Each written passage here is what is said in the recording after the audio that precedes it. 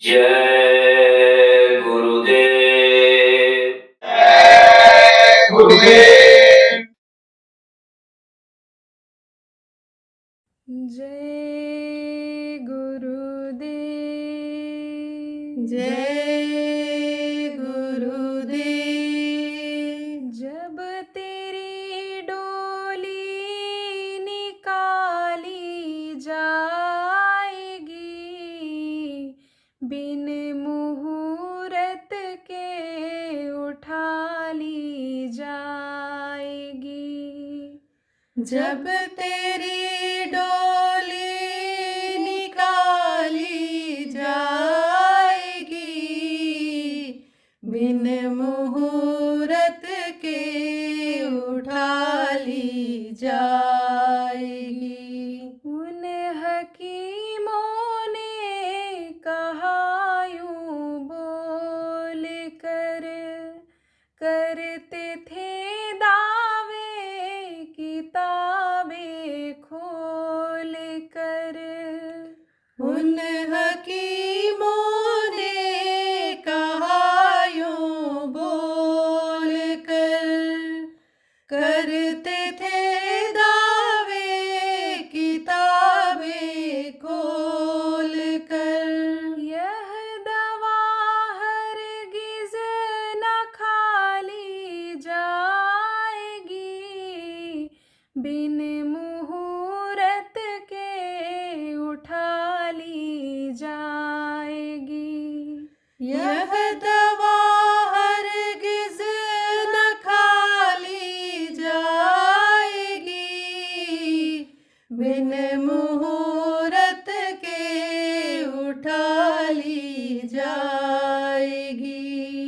जर सिकंदर का यहीं पर रह गया, मरते दम लुकमान भी यह कह गया। जर सिकंदर का यहीं पर रह गया, मरते दम लुकमान भी यह कह गया। वह घड़ी हरगिज़ न टाली जाएगी, बिन मुहूर्त के उठा ली जाएगी। वह घड़ी हरगिज़ न टाली जाएगी, बिन मुहूर्त के उठा ली जाएगी। क्यों गुलों पर हो रही बुलबुल निसार, है खड़ा माली वो पीछे होशियार। क्यों गुलों पर हो रही बुलबुल निसार, है खड़ा माली वो पीछे होशियार। मार कर गोली गिरा दी जाएगी, बिन मुहूर्त के उठा ली जाएगी। मार कर गोली गिरा दी जाएगी, बिन मुहूर्त के उठा ली जाएगी। होगा जब परलोक में तेरा हिसाब, कैसे मुकरोगे बता दो ए जनाब। होगा जब परलोक में तेरा हिसाब, कैसे मुकरोगे बता दो ए जनाब। जब बही तेरी निकाली जाएगी,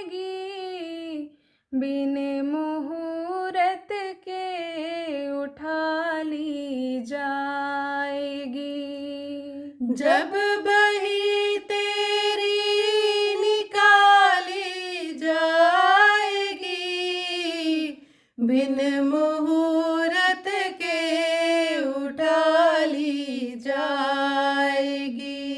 है मुसाफिर क्यों बिसरता है यहाँ, यह किराए का मिला तुझको मकान। है मुसाफिर क्यों बिसरता है यहाँ, यह किराए का मिला तुझको मकान।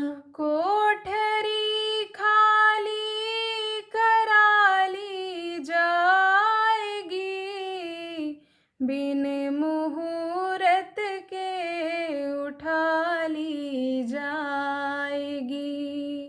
कोठरी खाली करा ली जाएगी, बिन मुहूर्त के उठा ली जाएगी। जब तेरी डोली निकाली जाएगी, बिन मुहूर्त के उठा ली जाएगी।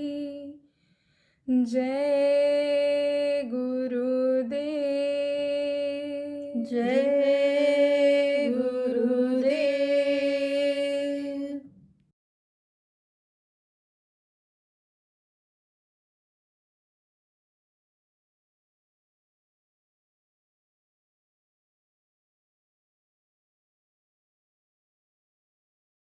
तिलक 84 भरम को पग में अटके आए और अब के पास आना पड़ा, तब फिर 84 जाए। 84 जानते हो? नए लोग आप नहीं जानते हो, वे बता देते हैं। पुराने लोगों को तो सुनाया जाता रहा है, क्योंकि हम आप सब लोग 84 में ही हैं। 84 लाख योनियां हैं, उसी में ये उलट पलट ऐसे करते रहते हैं। गीता में भी लिखा है कि जैसे पेट्रोल छोड़ देता है सांप, आगे निकल जाता है, ऐसे ही शरीर छूट जाता है, आत्मा दूसरे में चली जाती है।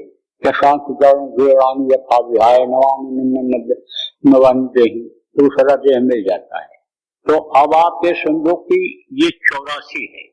अब कर्मों के अनुसार इस 84 में जन्म लेना पड़ता है। कर्म अगर खराब हो गए, मनुष्य का धर्म अलग है, मनुष्य का कर्म अलग है, तो आप ये समझो कि वो जो अपने धर्म कर्म से अलग हो जाता है, उसको इसी 84 में जाना पड़ता है। सजा मिल जाती है। 50 साल 100 साल तक ऐसे खड़े हैं, क्या बना दिए गए? पेड़। क्या बना दिए गए? पक्षी, उड़ते ही रहे, चलते ही रहे। क्या बना दिए गए? घोड़ा, गधा, लाद दिया जाता है। आप समझो लाद देते हैं। गधे के ऊपर क्या करते हैं? सामान लाद देते हैं और खिलाते भी। घोड़े को तो भी दाना खिलाते हैं, हाथी को तो भी चारा खिलाते हैं, लेकिन उसको क्या करते हैं? छोड़ देते हैं। अब वो घास पाया तो खाया नहीं, भूखा रह जाता है, बेचारा भूखा रह जाता है। अब ये योनि है, सजा पानी की एक योनि है। हाँ, कबीर गुर की भगत बिन राजा गधा होए, माटी लागे कुम्हार का, घास न डाले कोई। कहते हैं कि कर्म खराब हो जाते तो गधा की योनि मिलती है। भाव भक्ति नहीं हो पाता, भजन नहीं हो पाता है, तो भाव भक्ति नहीं हो पाती, भजन नहीं हो पाता, कर्म खराब हो जाते हैं, संग दोष आ जाता है, खराब का साथ पड़ गया, समाज का असर आ गया, तो गधा होना पड़ता। बहुत स्पष्ट बातों को कहा, कबीर साहब खूब समझाएं। कहा कबीर गुर की भगत बिन नाज कुखरी होए, गली गली भूखत फिरे, छूप न डाले हो। यानी कुटिया गली गली भोगती रहती, भटकती रहती है, जिसके दरवाजे पर पहुंचती वही डांटता है, फटकारता है, भगाता है, छोटे बच्चे मार भी देते हैं, उसको मार के भगाते हैं। तो ये सब दुनिया है, भोग क्यों नहीं। कबीरपुर की भगत में बेटी बिच्छू होए और वंश देते ही अपना जीवन खोए। बिच्छू जो होती है वो 100 बच्चा एक साथ देती है, एक साथ, लेकिन एक बार बच्चा देने के बाद दूसरा बच्चा देने का उसको अवसर नहीं मिलता है, मर जाती है, खत्म हो जाती है कुछ दिन में। हम मरती कैसे है ये भी आपको बता दें। औलाद से, बच्चों से बड़ा लोगों को प्रेम होता है। कहते हैं दूध से और दूध से किसी का पेट नहीं भरता है। 7 बच्चे हो जाएं, 8 बच्चे हो जाएं, 9, 10 हो जाएं तो भी चाहता है आदमी, औरत चाहती है। तो औलाद बड़ी प्यारी होती है। तो जैसे बच्चों देखो आपकी औलाद प्यारी है, जैसे बच्चों आपकी औलाद प्यारी है, ऐसे इनकी भी औलाद प्यारी है। किसकी औलाद प्यारी है? बकरी को औलाद अपनी प्यारी है, मुर्गी को अपनी औलाद प्यारी है। अब आप समझो कि उसी को लोग पालते हैं और खूब बढ़िया मेवा खिलाते हैं, इतना प्यार करते, नहलाते धुलाते जितना अपने बच्चे को नहीं करते हैं। कहीं जाएंगे साथ ले जाएंगे, ये हमारे बकरी का बच्चा है, गोदी में उठा के ले जाएंगे। लेकिन जवान के स्वाद के लिए रूढ़िवादिता में जब मौका आता है तो उसी के बच्चे के ऊपर छुरी चला देते हैं, गला काट देते हैं। सोचो कितनी बड़ी गलती।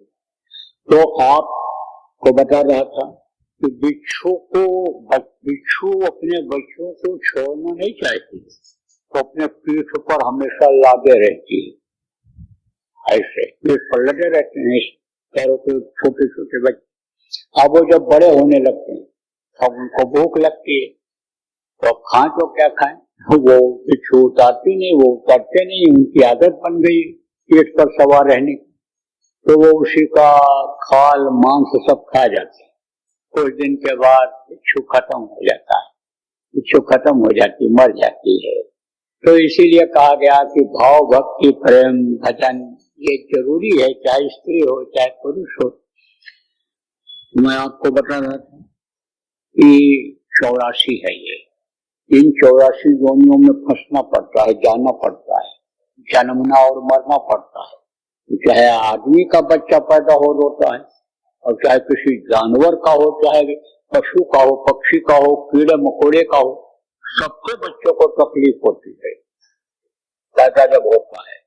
आप बहुत छोटे बच्चे को तो नहीं देख सकते हो, मक्खी मच्छर के बच्चे को पैदा होते हुए, लेकिन आप गाय के बच्चे को देखो, भैंस के बच्चे को देखो, घोड़ी के बच्चे को देखो, तो वो जब पैदा होते हैं तो वो भी ऐसे हाथ ऐसे पैर वगैरह ऐसे खींचते और ऐसे छटपटाते झटके से निकलते हैं, वो भी तकलीफ उनको भी होती है। मान लो कोई कीड़ा है, कोई मच्छर है, ऐसा आपने हटाया और हाथ लग गया और नीचे गिरा, मरा नहीं एक झटके में, तो वो छटपटाता है। मरते समय बड़ी तकलीफ होती है, जन्मते वक्त भी तकलीफ, मरते वक्त भी तकलीफ होती है। अब सोचो 84 लाख होना है और 84 लाख आप समझो तो ये कम में मरना जीना पड़ता है। अब फिर उसमें भटकने के बाद गाय और बैल की होने के बाद फिर ये मनुष्य शरीर मिलता है, तो इसको कोई बना नहीं सकता है, मनुष्य ही मनुष्य को नहीं बना सकता है। इसको तो कुदरत ही तैयार करती, कहाँ बनता है ये? ऐसे कारखाने में बनता है कि जहाँ का बनना कोई देख नहीं सकता है बाहरी आंखों से। एकदम से देखो, जैसे कुछ फैक्ट्रियां ऐसी होती हैं कि जिनमें अंदर जाने नहीं देते हैं, सामान बनता है, लेकिन जो बनाते हैं वो देखते हैं, वो जानकारी करते हैं। करेंसी जहाँ छपती है, नोट जहाँ छपती है रिजर्व बैंक में, वो जो छापते हैं वो तो देखते हैं कैसे छपता है, कैसे छापा जाता है, लेकिन बच्चे को बनते कोई इन आंखों से देख नहीं सकता। ऐसी वो काल कोठरी है समझ लो, तो वहां कोई जा ही नहीं सकता है। माँ का पेट, माँ के पेट में तैयार होता है, तो ये जो मनुष्य शरीर मिला आपको 1,84 में भटकने के बाद मिला है, गाय और बैल के होने के बाद 9 महीने माँ के पेट में लटकने के बाद मनुष्य शरीर मिलता है, तो ये बड़े भाग्य से मिला। बड़े भाग्य मानुष तन पावा, दुर्लभ तन तन जावा, नर समान नहीं कोनो जेही, जीव चरा के साथ मांगते रहे। अब अभी की पासा ना पड़ा, पासा किसको कहते? 1,84 भरम कर लिखा ना, भटकता और पग में अटके हुआ है। आप बिल्कुल एक पैर आगे बढ़ा दो तो किसी योनि में नहीं जाना पड़े, बिल्कुल एकदम से निकल जाओ अपने देश, अपने घर, अपने मालिक के पास पहुंच जाओगे। तो 1,84 भरम कर भटक कर पग में अटके हुआ है, अब की पासा न पड़ा, अब की बार का दाव न लगा पार होने का, मुक्ति और मोक्ष का, अब फिर 84 में आना पड़ेगा और फिर कब नंबर लगाए कोई पता नहीं। इसलिए जब तक शरीर में ताकत है तब तक अपना काम बना कर ले निज का जवानी। इस 2 दिन की जिंदगानी, जवानी का मतलब क्या होता है? जब तक ताकत है शरीर में, जवानी जैसा काम कर ले आदमी तब तक आपके समझो जवानी है। तो अभी आपके अंदर ताकत है, शक्ति है, तो अपना काम बना लो जो आपके काम आवे, यहाँ भी काम आवे और शरीर छूटने के बाद भी काम आवे, क्योंकि शरीर तो ये छूटना ही छूटना है, मृत्यु तो होनी ही होनी है। इस देश का नियम ही यही है, इस देश का नाम ही यही है, मृत्यु लोग। यहाँ जो पेड़ फलता है, झड़ता है, जो आग जलती है, वो बुझती है, जो पैदा होता है मरता है। इसलिए आप ये समझो मृत्यु लोक में अपना काम बनाना बहुत जरूरी है। अब कहोगे भाई अपने काम तो कर रहा हूँ, रोटी बना के खिला रहा हूँ, बच्चों की सेवा कर रही हूँ, और आप कहोगे कि भाई मैं घर मकान बना रहा हूँ, रुपया पैसा जमा कर रहा हूँ कि हमारे बुढ़ापे में काम आएगा, बच्चों को नहलाता धुलाता हूँ, सेवा करता हूँ, पढ़ाता लिखाता हूँ कि बुढ़ापे में 2 रोटी का सहारा बनेंगे, अपने लिए ही तो ये सब कर रहा हूँ। तो ये आपका अपना काम नहीं, ये तन धन कोई काम ना आवे, ये तन और धन आखिरी वक्त पर काम आएगा, किसी पे काम नहीं आएगा। बड़े लड़ाई धाम से, जमजोत से लड़ाई लड़नी पड़ेगी, आप उससे तो जीत पाओगे। आपके पास कोई ऐसा दांव है कि यमराज को आप गिरा सको, परास्त कर सको? नहीं है। इसलिए फिर जाना पड़ेगा उसे। तो शरीर पे रहते रहते अपना काम बना लो जो आपके काम हमेशा आवे। ये देखो धन आपके पास है, चोर ले जाए तो कहाँ रह जाएगा धन। अगर मान लो छापा पड़ जाए, आप अरबपति खरबपति हो और ये सब सील कर दें तिजोरी खजाना आपका, तो आपका कुछ रहेगा?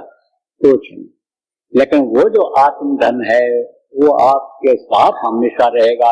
जिसको पाने के लिए, आत्मधन को पाने के लिए मैं आपको उपाय बताऊं, पुराने लोगों को उपाय बता दिया गया है, सुमिरन ध्यान भजन करने के लिए बता दिया गया। आप जो नए लोग आए हो आपको बता देता हूँ। देखो प्रेम, गोस्वामी जी महाराज ने लिखा है कि कलयुग केवल नाम आधारा और सुमिर सुमिर नर उतर पारा। कलयुग योग यज्ञ नहीं जाना और एक आधार नाम गुणगान। योग यज्ञ जब तब करके कलयुग में कोई पार नहीं हो सकता है। यह सब पहले की साधना उपासना है, चेता की, द्वापर की, लेकिन कलयुग में केवल नाम आधार है। नाम को अगर पकड़ लिया जाए, नाम के डोर को पकड़ लिया जाए तो नाम खींच करके ले जाएगा, जीवात्मा का कल्याण कर देगा, पार कर देगा। तो नाम वो यानी कौन सा है कि जो पार करेगा, जिसके लिए यानी को स्वामी जी ने कहा राम ने सकहीं नाम गुण गाई, कहला करो में नाम बढ़ाई। नाम की महिमा का वर्णन किया ही नहीं जा सकता है। तब उन्होंने कहा नाम मिलेगा कहाँ? नाम रहा संतन आदि, और संत बिना कोई नाम नहीं जीना। तो कोई हमारे गुरु महाराज कि जिनकी तस्वीर लगी हुई पूरे संत थे, दाढ़ी बाल वाले संत नहीं थे। वो कोई दाढ़ी बढ़ा लिया, बाल बढ़ा लिया, कपड़ा बदल लिया, गृहस्थ से अलग यानी तो तरीका अपना लिया तो संत हो गए। संत का मतलब जो आदि और अंत दोनों को जानता है, और वो जो सत्य है उस सत्य के पास आता जाता है, वही संत होता है। तो गुरु महाराज हमारे पूरे संत थे, उन्होंने नाम बताया भी, उन्होंने नाम जगाया भी। देखो नाम दो तरह का होता है, एक मुंह से लेने वाला नाम होता है और एक कान से सुनने वाला नाम होता है।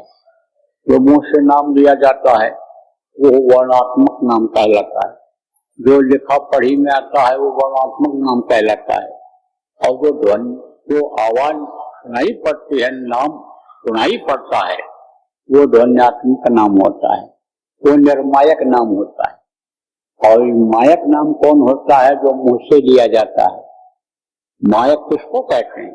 जो इस माया के लोक में आते हैं, जन्म लेते हैं, इसी धरती पर चलते फिरते इसी आसमान के नीचे रहते हैं, लेकिन वो भेजे जाते हैं, जीवों का काम करने के लिए आते हैं, धर्म की स्थापना करने के लिए आते हैं, दुराचारियों को हटाने के लिए आते हैं, तो वो महापुरुष कहलाते हैं, भगवान कहलाते हैं। तो हर कोई जो आए उन्होंने एक नाम को जगाया है। मोटे तौर से आप ये समझो कि ज्यादातर लोग राम कृष्ण का नाम जानते हैं, तो राम ने भी नाम जगाया और कृष्ण ने भी नाम जगाया। राम ने राम नाम जगाया था, कृष्ण ने कृष्ण नाम जगाया था, और उनके समय में ये दोनों नाम चमत्कार दिखाए थे। अनहोना अनहोनी को होनी बना करके दिखा दिए थे। कैसे ये भी बताते हैं आपको, जब लंका पर विजय प्राप्त करने के लिए राम भगवान को जाने के लिए पुल बनाने की जरूरत पड़ी थी, तो पत्थर पर राम राम लिख करके समुद्र में डाला था, सारे पत्थर तैरने लगे। अनहोनी को होनी में बदला कि नहीं बदला? आप देखो कृष्ण कृष्ण जिसने जहां पर पुकारा, कृष्ण खड़े हुए मिले, द्रौपदी की लाज बचाई, ग्रह को उबारा, कृष्ण नाम में शक्ति थी। जब त्रेता और द्वापर खत्म हुआ, कलयुग आया, तो सतसाहब नाम कबीर साहब ने जगाया, वह गुरु नाम नानक जी ने जगाया, गुरु महाराज ने हमारे जय गुरुदेव नाम जगाया। अब आप देखो इसी में बैठे हुए आपको मिल जाएंगे लोग, पुराने लोग, कि जय गुरुदेव नाम बोल करके और अपनी जान माल की रक्षा करिए। बहुत चमत्कार हुआ जय गुरुदेव नाम बोलने से, अनहोनी होनी में बदल गई, तो लोगों को विश्वास हो गया। विश्वास के लिए जगाते हैं, लोगों की तकलीफों को दूर करने के लिए यानी आपके संबोधि नाम को जगाते हैं। क्योंकि अगर कोई तकलीफ न रहे तो भगवान याद आएगा? भूखे को भगवान याद आते हैं, बीमार को जल्दी याद आते हैं, कोई तकलीफ में रहता है, निंदा बुराई हो गई, टेंशन हो गया, तो भगवान जल्दी याद आते हैं? नहीं आते हैं। आप तो समझो इन तकलीफों से जब मुक्त हो जाते हैं लोग, तब उसको सच्चे दिल से निस्वार्थ भाव से याद करते हैं। और तकलीफ में अगर याद भी करते हैं तो स्वार्थपरता वहां रहती है, निर्मलता नहीं रहती है। तो आपको मैं बताना चाहूंगा, इस समय पर गुरु महाराज ने जो हमारे जय गुरुदेव नाम जगाया है, उसमें भगवान की परमात्मा की पूरी शक्ति भरी हुई। आप कोई तकलीफ में रहते हो, जय गुरुदेव नाम के ध्वनि बोल करके देख लो, घर में 1 घंटा सुबह शाम जय गुरुदेव नाम के ध्वनि बोलो और बोलवाओ, और ये जो नामदान आज आपको मिलेगा, इसका आप सुमिरन ध्यान भजन करना, देखना फर्क पड़ता है कि नहीं पड़ता है। और अगर विश्वास के साथ लगातार ये सुमिरन ध्यान भजन को मैं अभी बताऊंगा करोगे, नाम को जपोगे, नाम की कमाई करोगे, तो फायदा आपको धीरे धीरे धीरे धीरे होता चला जाएगा। लेकिन अगर एक दिन में चाहोगे तो जैसे मर्ज मान लो 10 साल का पुराना हो और आप कहो 2 खुराक दवा खाकर हम ठीक कर लें, तो कैसे हो सकता है? इसलिए विश्वास के साथ अगर आपने किया तो आपको फायदा दिखेगा। बोलना कैसे रहेगा ये भी आपको बता दूं। जय गुरुदेव, जय गुरुदेव, जय गुरुदेव, जय जय गुरुदेव।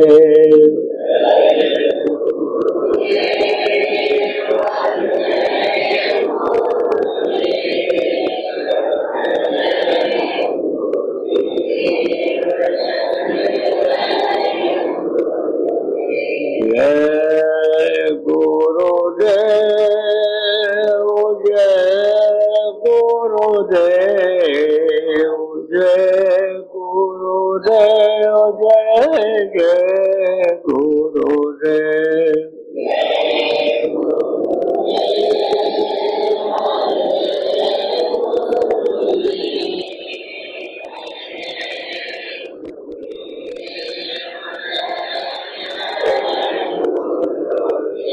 इसी तरह से बोलना रहेगा, ऐसे बोलना। तो ये तो मुंह से लेने वाला नाम, और एक नाम है जो गुरु महाराज हमारे बताते थे, ध्वन्यात्मक नाम। और संतों की परंपरा के अनुसार जैसे संत जब जाने लगे इस दुनिया संसार से, जितने भी पूरे गुरु वक्त के गुरु थे, जब वो जाने लगे तो किसी न किसी को अधिकार दे करके गए, किसी न किसी को बता के गए कि अब ये नामदान देंगे, ये काम ये करेंगे जो मैं करता था। तो उसी आधार पर मुझको हुक्म दे करके गए थे तो मैं आपको यह नाम बताऊंगा। तो ये जो है ये 5 नाम है, ये ध्वन्यात्मक नाम। ये नाम आपको सुनाई पड़ेगा और सुनने का भी तरीका आपको बताऊंगा, सब समझाऊंगा। ये ध्वनि सुनाई पड़ेगी आप।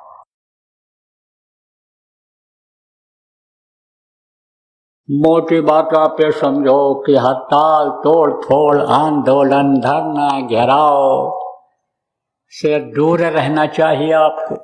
जितनी मेहनत आप उसमें करते हो, रेल रोकने में करते हो, सड़कों पर बैठ करके सड़क को जाम करने में मेहनत करते हो, उतना मेहनत अगर खेती में करो तो उपज बढ़ जाएगी, सम्मान आपका बढ़ जाएगा। आपका अन्नदाता नाम रखा गया है, अन्नदाता आप कहलाओगे, फिर आंदोलनकारी नहीं कहलाओगे, फिर आप हड़ताल वाले आदमी नहीं कहलाओगे। आपकी इज्जत प्रतिष्ठा बनी रहेगी, अन्नदाता आप रहोगे।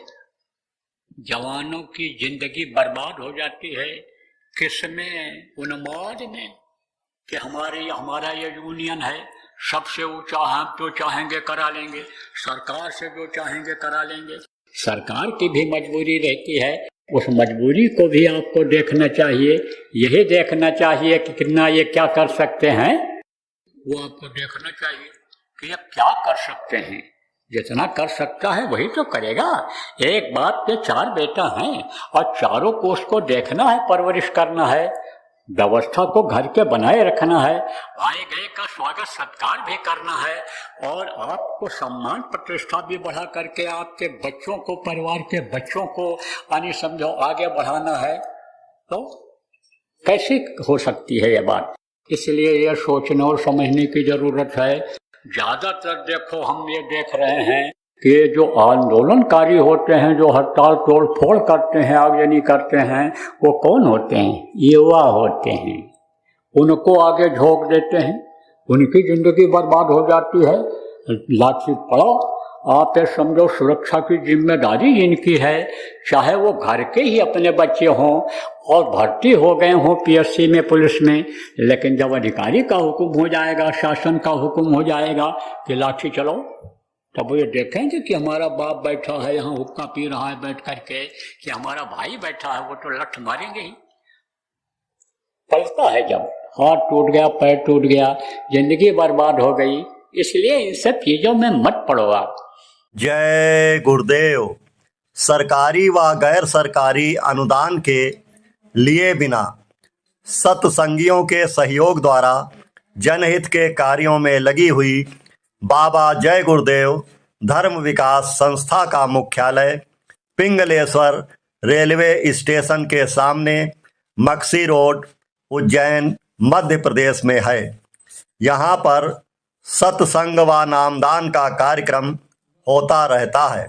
अतः आप श्रोताओं से अनुरोध है कि बाबा उमाकांत जी महाराज के आश्रम उज्जैन एक बार परिवार सहित जरूर पधारिएगा। आपके सुझाव के लिए व्हाट्सएप नंबर 9575600700। जय गुरुदेव, जय गुरुदेव।